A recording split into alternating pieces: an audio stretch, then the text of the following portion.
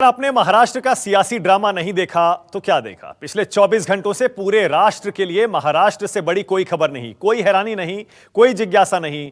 वहां पल पल हालात बदल रहे हैं, सरप्राइज पर सरप्राइज मिल रहे हैं। महाराष्ट्र के महाड्रामा में अब तक का अपडेट यह है कि अजीत पवार के साथ बीजेपी को समर्थन की चिट्ठी थमाने वाले 50 से ज्यादा विधायक वापस शरद पवार के खेमे में लौट चुके हैं। यानी अजीत पवार और 2 अन्य विधायक को छोड़कर बाकी तमाम एमएलए की घर वापसी हो चुकी है।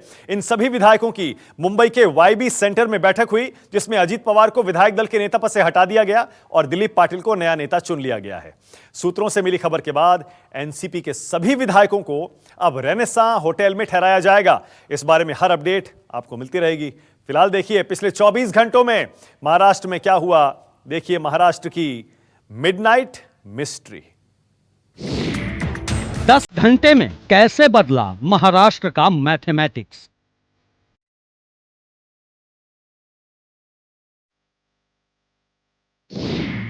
एक चिट्ठी ने कैसे किया शिवसेना का तख्ता पलट।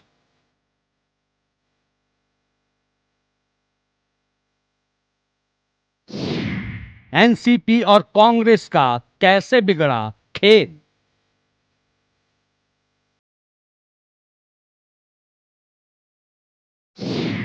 पवार के पावर पर भारी पड़ा भतीजा।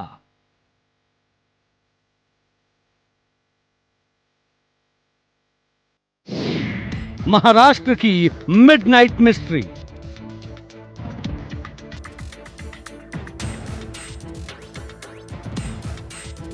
ये तो सभी जानते हैं कि राजनीति में कदम कदम पर उलटफेर का खेल होता है, पर सियासत को संभावनाओं का गणित मानने वाले बड़े बड़े दिग्गजों को भी महाराष्ट्र के मैथमेटिक्स ने हैरान कर दिया।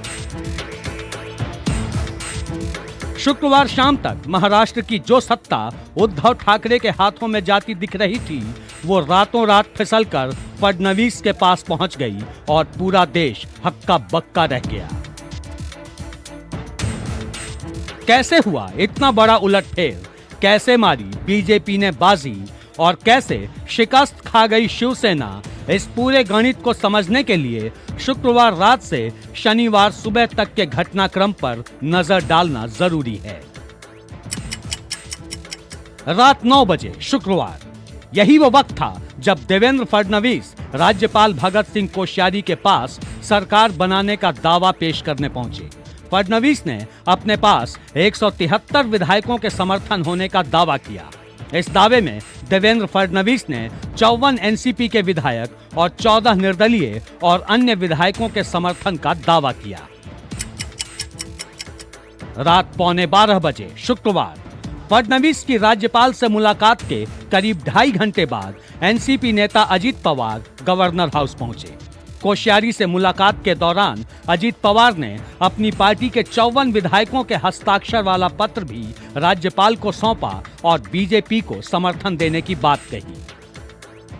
आधी रात को जब ज्यादातर लोग सो चुके थे या सोने की तैयारी कर रहे थे, उस वक्त मुंबई के गवर्नर हाउस में सबसे बड़े सियासी उलटफेर की पटकथा लिखी जा रही थी। रात तकरीबन 11:15 बजे अजीत पवार राज्यपाल भगत सिंह कोश्यारी से मिलकर विधायकों के हस्ताक्षर वाला समर्थन पत्र सौंपते हैं। उससे पहले ही देवेंद्र फडणवीस राज्यपाल से मिलकर एनसीपी के समर्थन से सरकार बनाने का दावा पेश कर चुके होते हैं। राज्यपाल महोदय को जब इस बात का भरोसा हो जाता है कि देवेंद्र फडणवीस के पास सरकार बनाने के लिए जो जरूरी आंकड़ा है वो उनके पास है, उसके बाद में राज्यपाल ने अपने कदम आगे बढ़ाए।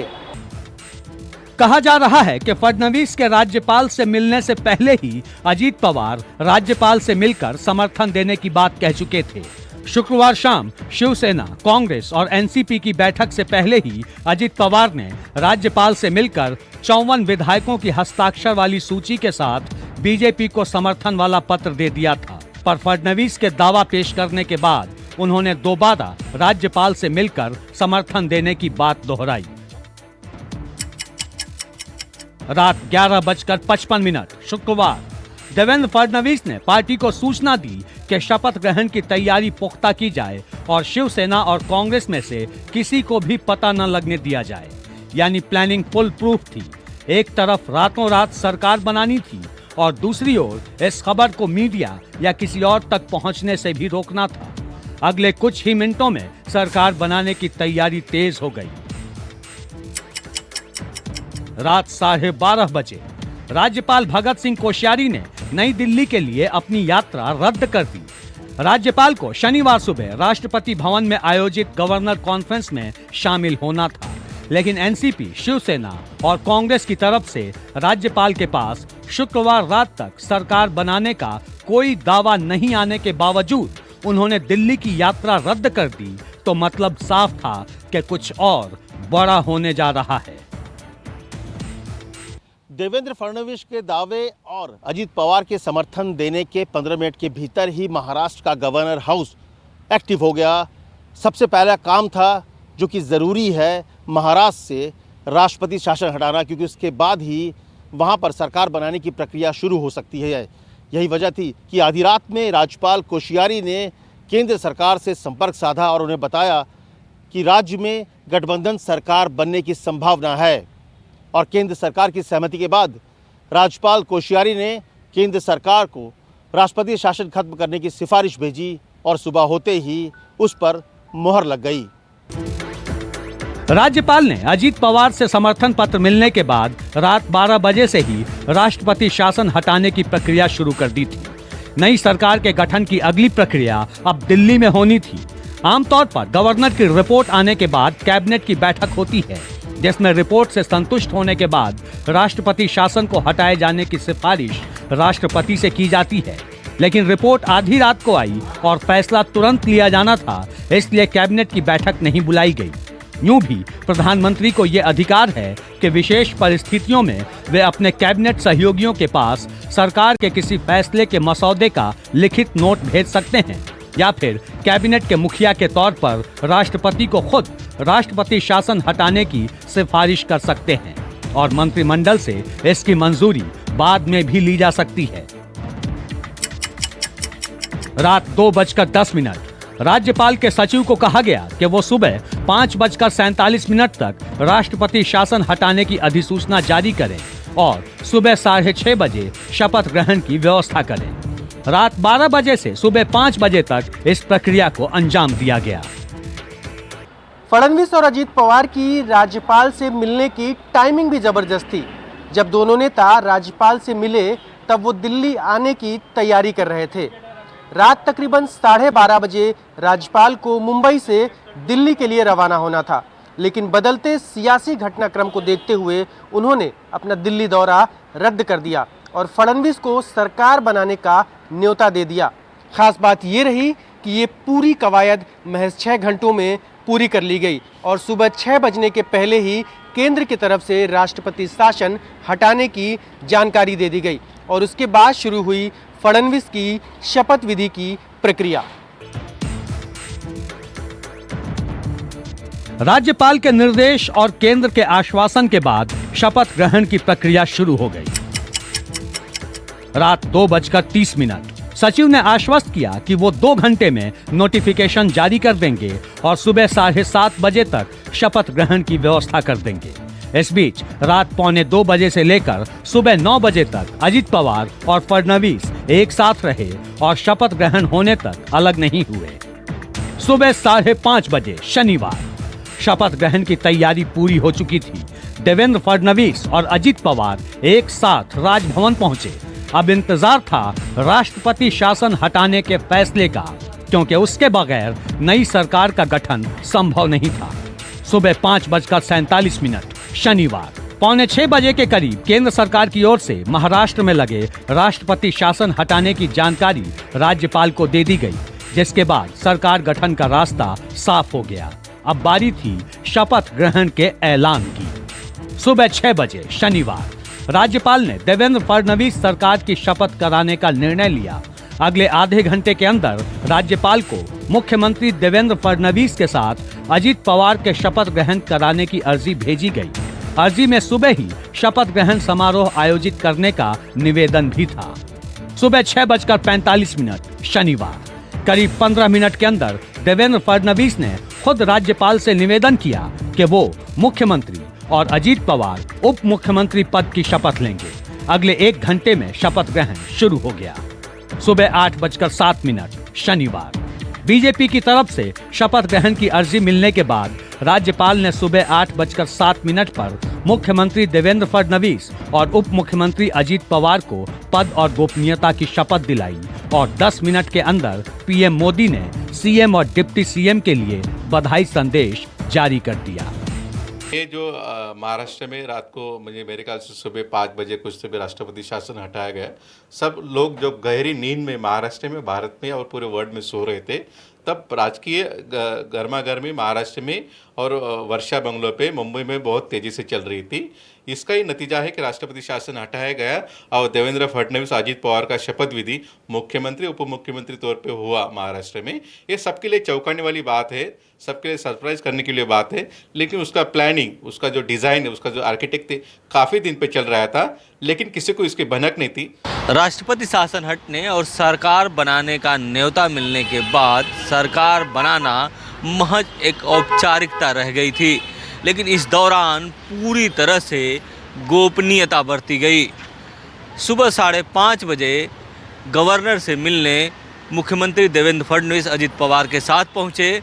इसके बाद राष्ट्रपति शासन हटाने का नोटिफिकेशन जारी हुआ और जब सुबह 8 बजे लोगों ने टीवी सेट खोला तब शपथ ग्रहण समारोह चल रहा था और ये खबर धीरे धीरे आग की तरह फैल गई।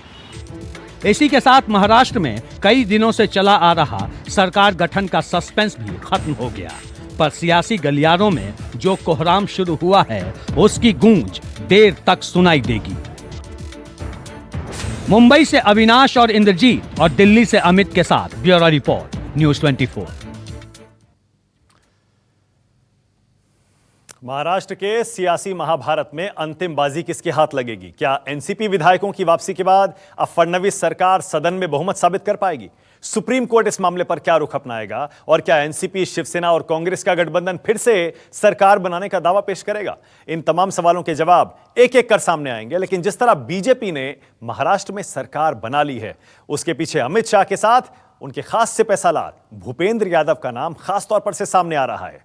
वो भूपेंद्र यादव ही थे जो शुक्रवार रात चार्टर्ड प्लेन लेकर दिल्ली से मुंबई पहुंचे और सरकार बनवाकर ही दम लिया। बीजेपी ने जीती सियासी बिसात।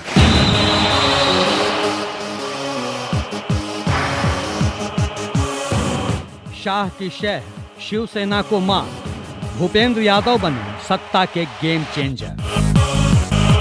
इसमें कोई शक नहीं कि महाराष्ट्र में सत्ता की हारी हुई बाजी बीजेपी को दिलाने में अमित शाह की चाणक्य नीति का अहम रोल रहा, पर इस पूरे मिशन को अंजाम तक पहुंचाने में सबसे बड़ा योगदान रहा राज्यसभा सांसद और बीजेपी महासचिव भूपेंद्र यादव का। भूपेंद्र यादव को अमित शाह का बेहद करीबी माना जाता है और बीजेपी को कई राज्यों में जीत दिलाने में भी उन्होंने वॉर रूम स्ट्रेटजी के जरिए बड़ी भूमिका निभाई है। महाराष्ट्र चुनाव में बीजेपी के प्रभारी रहे भूपेंद्र यादव। टिकट बंटवारे और चुनाव प्रबंधन का जिम्मा उन्हीं के पास रहा। सरकार गठन में भी भूपेंद्र यादव लगातार सक्रिय रहे। दरअसल महाराष्ट्र में शिवसेना के साथ सीट बंटवारे से लेकर प्रत्याशियों को टिकट देने तक में भूपेंद्र यादव ने बड़ी भूमिका निभाई थी। चुनाव नतीजों के बाद से ही वो शिवसेना के साथ साथ एनसीपी को भी साधने की कोशिश करते रहे। फडणवीस और चंद्रकांत पाटिल से लगातार संपर्क में थे भूपेंद्र यादव। अमित शाह तक पहुंचाते रहे हर घटना की पूरी जानकारी। शिवसेना के इनकार के बाद एनसीपी को साधने की कोशिश की, अजित पवार को तोड़कर अपने पाले में करने में कामयाब रहे। दरअसल बीजेपी कई बार इशारा कर चुकी थी कि महाराष्ट्र में सरकार तो उसी की बनेगी और इसकी वजह थी भूपेंद्र यादव के सियासी गुणाभाग पर पार्टी और अमित शाह का भरोसा। इस दौरान भूपेंद्र यादव लगातार अजित पटेल से बातचीत करते रहे और यही वजह रही कि पिछले कुछ दिनों में कई बार जब ऐसा लगा कि शिवसेना, कांग्रेस और एनसीपी के बीच गठबंधन पर बात बन चुकी है तो अजित पवार उसमें रोड़ा बन गए। शुक्रवार दोपहर भूपेंद्र यादव की फडणवीस से बातचीत हुई। बातचीत में अजित पवार को साथ लाने पर सहमति बनी। भूपेंद्र यादव ने इस मुद्दे पर केंद्रीय नेतृत्व की भी सहमति ली। शुक्रवार रात चार्टर्ड प्लेन से मुंबई पहुंचे भूपेंद्र यादव। अजित पवार की ओर से फडणवीस के लिए समर्थन की चिट्ठी को राज्यपाल तक पहुंचवाने में भी भूपेंद्र यादव का अहम रोल रहा। वो तब तक मुंबई में डटे रहे जब तक सरकार बनाने की प्रक्रिया पूरी नहीं हो गई। शपथ ग्रहण समारोह के दौरान भी भूपेंद्र यादव इकलौते ऐसे केंद्रीय नेता थे जो वहां मौजूद रहे। महाराष्ट्र के इस सियासी उलटफेर के बेहद गोपनीय मिशन में केंद्र सरकार और बीजेपी दोनों की अहम भूमिका रही।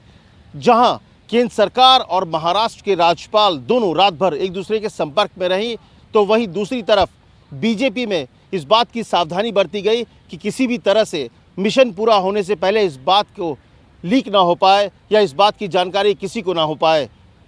सूत्रों की माने तो इस पूरे खेल में सबसे बड़ी भूमिका रही अमित शाह की, जो कि बीजेपी के अध्यक्ष भी हैं और देश के गृह मंत्री भी, जिन्होंने एक बार फिर अपनी चाणक्य नीति से न सिर्फ महाराष्ट्र के सियासी मैथमेटिक्स को बदल दिया, बल्कि मिशन पूरा होने से पहले किसी को इस बात की कानों कान खबर तक लगने नहीं दी।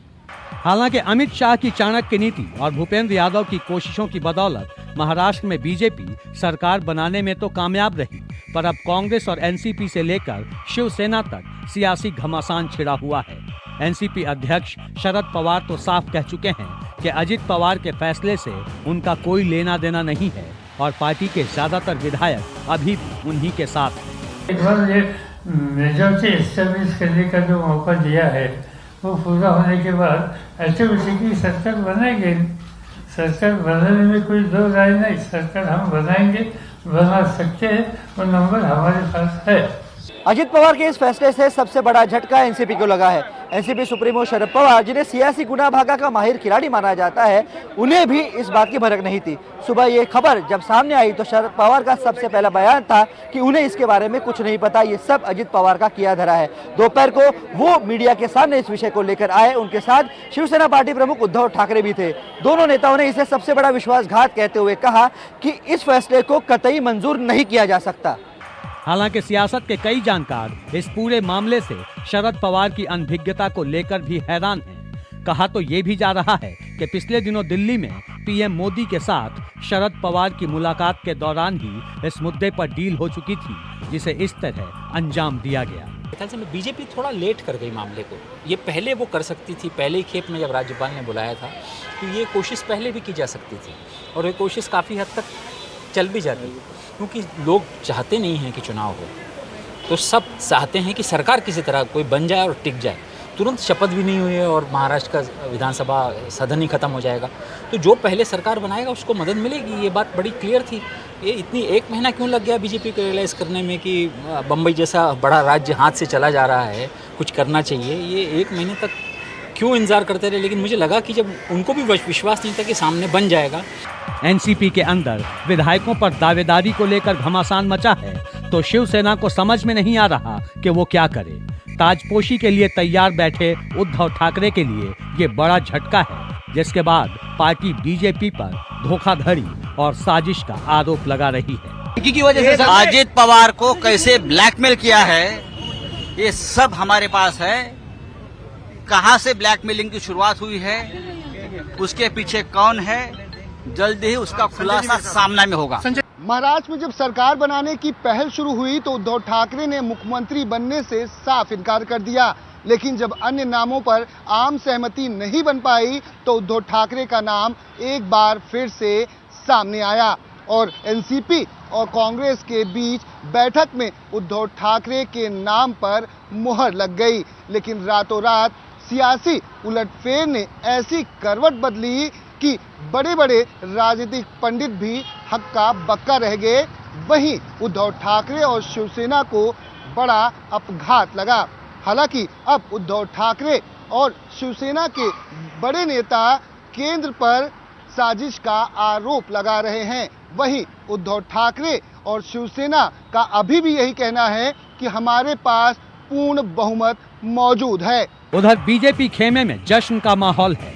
फडणवीस की सरकार दोबारा बनने के बाद पार्टी के कार्यकर्ता और समर्थक जहां खुशियां मना रहे हैं, तो वहीं बीजेपी के बड़े नेताओं का यही कहना है कि शिवसेना ने महाराष्ट्र की जनता के साथ विश्वासघात किया था और चोर दरवाजे से मुंबई पर कब्जा करने की कोशिश की थी, जिसका जवाब मिल गया है।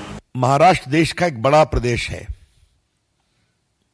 और मुंबई देश की वित्तीय राजधानी भी है। ये चोर दरवाजे से देश के वित्तीय राजधानी पर कब्जा करने की कोशिश थी। महाराष्ट्र में फडणवीस की सरकार दोबारा तो आ गई, पर अब असली परीक्षा सदन में होनी है, जब सरकार को विश्वास मत की अग्नि परीक्षा से गुजरना होगा। मुंबई से दीपक दुबे और सचिन परब के साथ ब्यूरो रिपोर्ट, न्यूज़ 24।